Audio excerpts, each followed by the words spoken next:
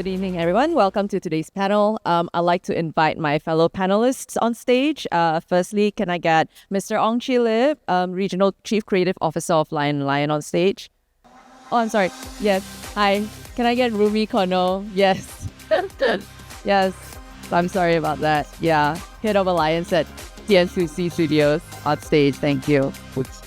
All right. Next, can I get Mr. Cheelip Ong, Regional Chief Creative Officer of Lion Lion Digital Group? And then followed by Pukerainbow, founder of Rug Radio Asia / Pukecast. All right, let's please be seated. Okay. So welcome to our panel discussions, everyone, on Crossing Horizons, Unveiling the Convergence of Web2 and Web3. We're going to be focusing on media and gaming here. I'm Katherine, your moderator for today's panel. And I would like to have the panelists just do a quick introduction of themselves again. Okay. Hello, everyone. So I'm Rumi from DM2C Studio, a 100% subsidiary of DMM.com. Like Steve introduced me, so I'm from DMM, which is the largest Japanese entertainment company in Japan with like 41 million members, and we have over 60 plus businesses. And we are starting Web3 industry and creating the DM2C Studio. And we are creating Web3 platform for entertainment or gaming fighting. And now we are focusing on gaming studio, looking for gaming studio, which want to onboarding on us for the Japanese market. Okay, thank you. Hi everyone, I'm Cheelip Ong. I am the Regional Chief Creative Officer of Lion Lion, and we are a digital creative agency with our roots in Southeast Asia that believe in helping brands create impact by integrating technology and creativity and human imaginations to create the fusion of brand solutions for their audiences. GM guys, I'm Pukerainbow, and I represent Rug Radio and also Decrypt and Pukecast. Essentially, we are a Web3 media company.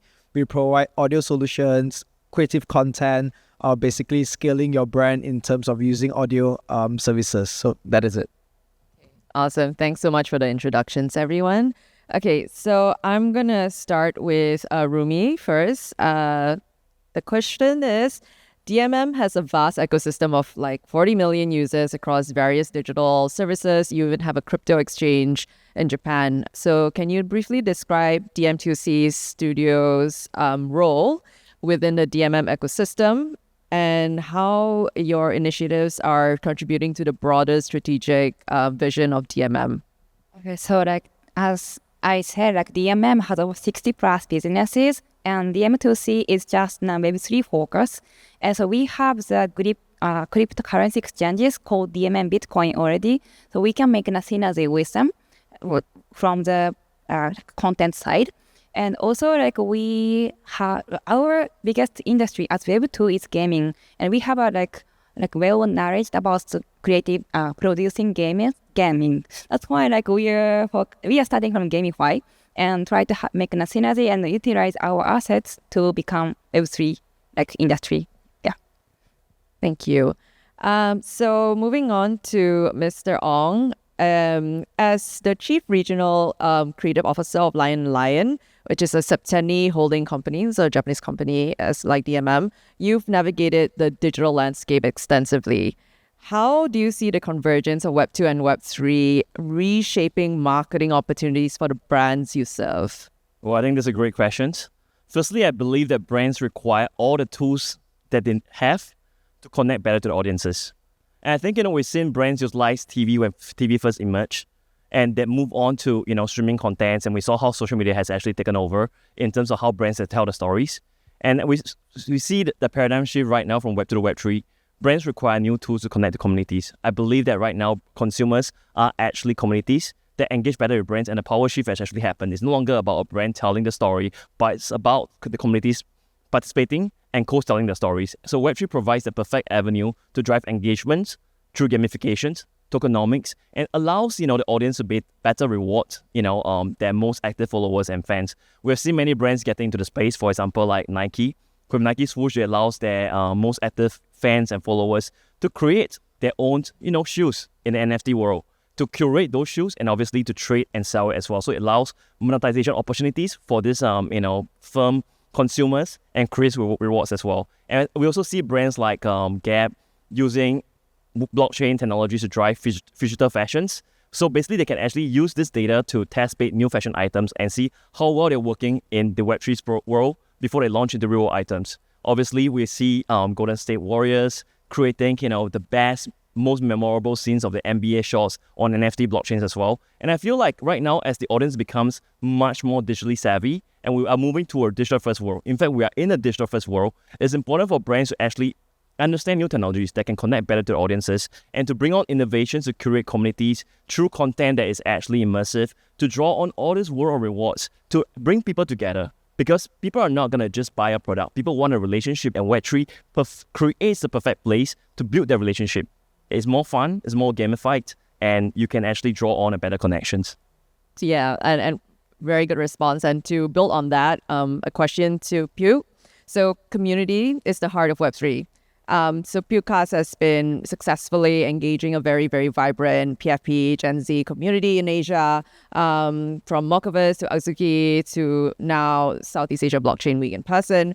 And considering Pukecast's dynamic use of Twitter Spaces and YouTube, how are you pioneering new forms of interactions and community building within your platforms? Yeah, I think for us, we focus a lot on Twitter Spaces, but actually in reality, that is only just the first layer for us. So in terms of, for example, someone that comes into the Web3 space, they do not know what to do.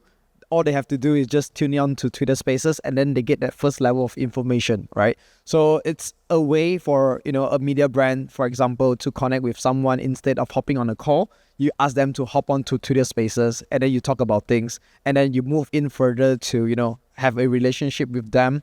So I think Twitter Spaces is only the first layer, because after that, what we do is a lot of in real life events, a lot of, empowering our communities. So, last year itself, Rock Radio, Pukecast, we have about 25 events globally. And in our community itself, we have also a lot of different speakers that always come and say, hey, I'm keen, I want to do something. So we have about 70 creators, 300 shows a month. And all of these creators, they go out and try, and then we empower them to create their own shows. And this model has been successful because we scaled from, 20 speakers up to right now 70 speakers. And instead of just being a consumer, right now they said, hey, I'm an educator as well. You empower them, and then they go out, build their own community, do their own event, and then tie back to the main brand. So I think it's more towards outreach and then building up people in the community, whereby new people form and say, hey, that guy, 6 months ago, he was just same as me, but right now he's already up on the stage leading this and that. So I think that is the fun part in it. That's awesome. No, thanks for sharing. And I love that narrative of expansion to empowerment in the community. So to Rumi, in terms of just growing your ecosystem as well, what are the global expansion strategies that DM2C is currently focusing on right now? Thank you. So we have three things we do. First one is we did a fundraising actually, and fundraise. So DMM is only well known in Japan right now. So we want to be globally. So it needs to be the strong background back from global. And we got the investment from Galaxy Interactive and Shima Capital, and they are helping us a lot. So it's good. And also second thing is I've been to many conferences all over the world from last March. I've been to 12 conferences, just attending there. And I try to tell what DMM is all over the world. And the third thing is, I said we will have many gaming studio or contents on our platform. And the content is coming from US or Europe, and also the Thailand too. So we have Kiri and Terra, which is the first gaming from Thailand, is coming on our platform too. So we are trying to be globally from the platform side too. Well, that's amazing progress. And to build on that, Cheelip, can you share with us your recent creative project, which you have harnessed the convergence of Web2 and Web3 to unlock value for your clients and your brands? Absolutely. And I think it's not just about the convergence of Web2 and Web3 to harness value for my clients. I speak at heart, I'm really proud of it because we use Web3 to give sight to the world, to help the visually impaired see. So what happened was I have a global client called Kodak Lens, and they wanted to actually venture into the Web3 space. And we realized there's an interesting insight. 1 out of 3 people in the world do not actually have proper awareness of vision care and also access to it. So what we did is that to reach out to a digitally savvy audience, whenever they buy a pair of lens from Kodak Lens itself, we'll allow them to give sight to the world. So what we did is we created a digital collectible called Cody, really nice, really cute collectible. By basically coming on to claim for the Cody NFTs, Kodak Lens will give a pair of eyewear to those in need. 90% of the people in living communities who do not have access to eyewear are able to gain access to it because of the community who has actually gained access to Cody NFT. And I think it comes with utility as well, which we're building upon. It doesn't just allow them to give sight to the world, it also allows them to track their prescription lenses that may go up as time to go by. So it actually brings people into a world where they are able to give, they are able to help, and they're also understanding their own prescription health in a way. So I feel like that is actually quite a novel attempt for a brand, attempt to use Web3 for good, use Web3 for CSR, and use Web3 to actually appeal to an audience who want to do good for the world, but may not have access to it, who may not know how. So I felt like that was actually a way where we can actually bring on Web3 for good, and obviously to connect to the audience, to educate them that you can claim these NFTs, we need to use Web2 channels, social media to actually publicize the plights of the people in the world who may not actually have access to sight in a way. So I feel like, it's not about using Web3 solely, but really about integration of Web2 to promote some of this content, to talk about the stories, and to connect through social media so that people have awareness and get them to claim for it in Web3 and using Web3 to create further community interactions as well. Yeah, thank you for sharing. So, just to quickly wrap up, with Rumi, she was talking about bringing DMM's brand to the world. And then with Cheelip, your project with Kodak Lens is enabling social good through Web3. Pukecast, can you tell me what's the priority project for Pukecast that you're proud of to share on stage here? Yeah, I think for us, our project is more towards bringing Asia awareness to outside world, right? So a lot of, for example, projects that is famous in the Western, people in Asia don't know about, especially ordinals, DPIN, even meme coins, right? You have the Asia meme coins, and then the Western people don't know about it. You have the Western meme coins, the Asian people don't know about it. So what we do is we want to become a bridge whereby you say, hey, we go around in all of the countries last year, Korea, Taiwan, Japan, all of these countries forming teams and having those people, do Twitter spaces in their own local language. So instantly, last year is more focused in terms of expanding to all of these countries. And right now, we want to be a bridge. So for example, if you just say a project, say, hey, I want to target the Asian market, specifically in Thailand, how to do that? So how you do is, you come to Pukecast and then we do the whole onboarding strategy with them, local language, in real life event, KOLs and stuff like that. So I think for me, it's more towards going to all of these different countries and kind of putting your mark there. Okay, I love that hyper-local approach. So taking it back to Asia, specifically Japan, can you share, Rumi, what strategies is being implemented to educate the Japanese market and facilitate their transition from, say, traditional DMM services to the new DM2C ecosystem? Okay, thank you. So DMM has now 41 million users as Web2 already. So first of all, we have to bring them to Web3 users. And I think what we do is, so we allow them to sign in with the DMM account. So they have the account. So if they don't have any barrier to signing in, it's easier to become Web3 users. And the second thing is, I think many people thinking about that, but we have own wallets, and the wallets would be the seamless. So when the user gets the wallet, they don't feel they get wallets. There is. So, and it's kind of I think the most important tips to make able to use that Web3 user. Yeah, that's a good strategy, just embedding that because the wallet is like your passport, your digital passport to the Web3 world in a way. To Cheelip, what's the greatest key barrier that you face in getting your users in adopting Web3 solutions? I guess my key barrier would be a key barrier that a lot of the audience might be facing. Getting my clients to actually believe in Web3 because of its ability to get mass adoption. I think, a lot of times, my clients who are mainly the global brands of the world, they can be quite fickle, and they are always looking for the next technology. So when Metaverse first came out, they came to me and say, hey, could you give me something, in the Metaverse? Could you build Metaverse solutions for me or Metaverse commerce solutions for me? And then they talk about, wow, there's NFTs right now, there's Web3, could you have NFT solutions that can drive rewards in a way? Because it was trending, it was a buzzword. And right now, Gen AI seems to be the next big thing. So they're coming to me and say that, hey, can we actually harness something on Gen AI?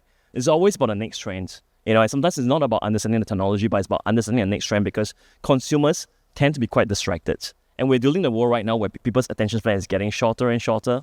So to give them value and meaning is not easy. Recently, a client actually came to me and say, hey, if you talk about Web3, I can do it on Web2.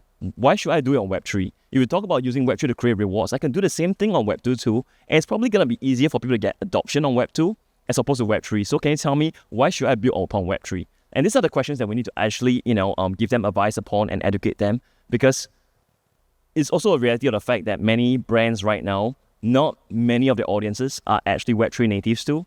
So to gain appeal, it always comes down in terms of what's the customer experience that they want to build for them.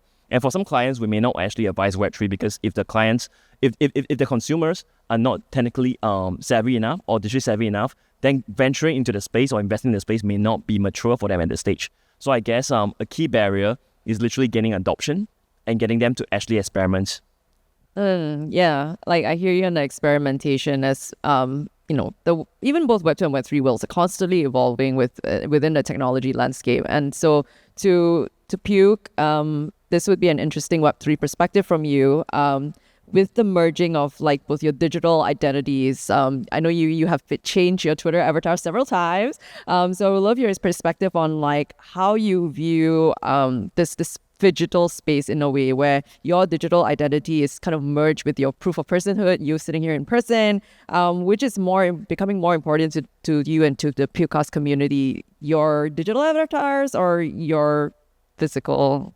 Yep, I think initially when it was the whole NFT craze, everybody is like, oh, I don't want to dox, right? I want to have a PFP representation. It maybe look like me, but I do not know how bot apes look like anyone, so it's probably just the price. But I think that was the initial phase, because everybody's like, oh, I don't want to be doxed. This is not, I want to create a new persona. And oftentimes we see it's like a try and error, because early days, all the projects, a lot of them are rucks, right?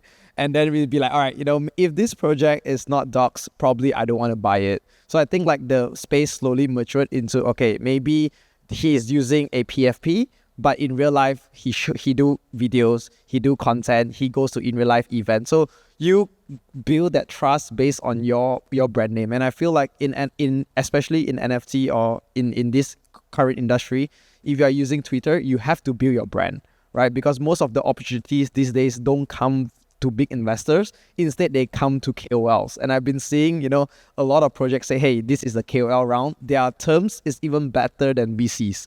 So I feel like in the next 2 to 3 years, people who actually put their effort in terms of building their portfolio, or even their presence, they will have a huge benefit. So I actually recently just changed my PFP to my real face. So hopefully, you guys still recognize me, yeah. Yeah, no, like Amos, I've seen your identity evolve over time, so it's fascinating to watch, and thanks for sharing. Back to Rumi, and this is a question open to all panelists also. So one of the DM2C's projects, which is called Seamoon Protocol, it talks about a creative cycle in digital entertainment, where users are not just consumers, as Amos mentioned, but he's also active creators. How does the DM2C studio envision empowering users to become protagonists in a way in this digital ecosystem? Okay, so the Seamoon protocol is aiming at become the entertainment platform in the future. And I just talk about the only gaming for now, but we are thinking to have another entertainment content. And this side, our service is not for the one user just consuming our service, but also we gonna have the service which connecting to real world. So we gonna have the content like RWA or the DP thing. Actually, I can say it's not open information yet, but we are starting the test for the services soon, so I can make an announcement soon. Okay, yeah, it's still WIP. Do any of the panelists want to comment? Well, I think, it's definitely an interesting play from consumers to creators. And I do think that, with the utilization of Web3, right, there's actually a lot of opportunities to help both brands and even gaming companies harness that space. For example, I think we can create like a create to earns economy in which consumers are rewarded to create. So let's say if I'm a brand like say Adidas in a way, I can put all my new assets up there through Web3 and ask my community to go out there to create all these assets. And when these assets are actually being tradable, let's say a pair of shoes in the Web3 space, it allows them to monetize through tokens. And the tokens itself can actually help them to buy new shoes in the physical store itself. So this is just me brainstorming right now as a creative. So I feel like there could be this whole huge create to earn economy that can harness from gaming to brands in a way, and obviously incentivize the users as well to be more active, to participate more, and to engage in the brand story building. Yeah, I just want to add on a little bit, because when you talk about empowerment, that is something that I love to do, right? Because these days it's more towards like when you come into Web3, if you are nobody or you don't even put time and effort into it, nobody's going to recognize you. And I see, a lot of people, for example, they go into a project, they do things for free, they go above and beyond for it, and then in 3 months later, they got acquired to be like the project manager, BD and stuff like that. And even when we talk about gaming, especially, it's more towards like Web3 able to track how long you are playing the game, what kind of posting you're doing, whether you actually put effort into it, and because of that, you reap the real rewards when it's token time, TGE and NFT airdrops and all of that. So I think it's really shifting the model, because Web2 is more towards like if you have the most money, you probably spend tons of it and then you are the top level in the game, right? But in Web3, no, you don't do that. Maybe you don't even have the chance to spend the money because you have to go through a series of validation and stuff like that. So I think Web3 really empowers people. As long as you put your effort in, I think in the end you'll reap the reward.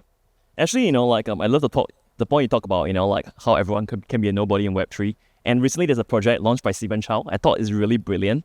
It begins with the idea that every nobody is a somebody. So you basically own a nobody NFTs, and by your participation, interactions in the way, you could be a somebody. It can gain in value. So I thought that's actually smart. It creates empowerment and it's highly personalized in that way as well.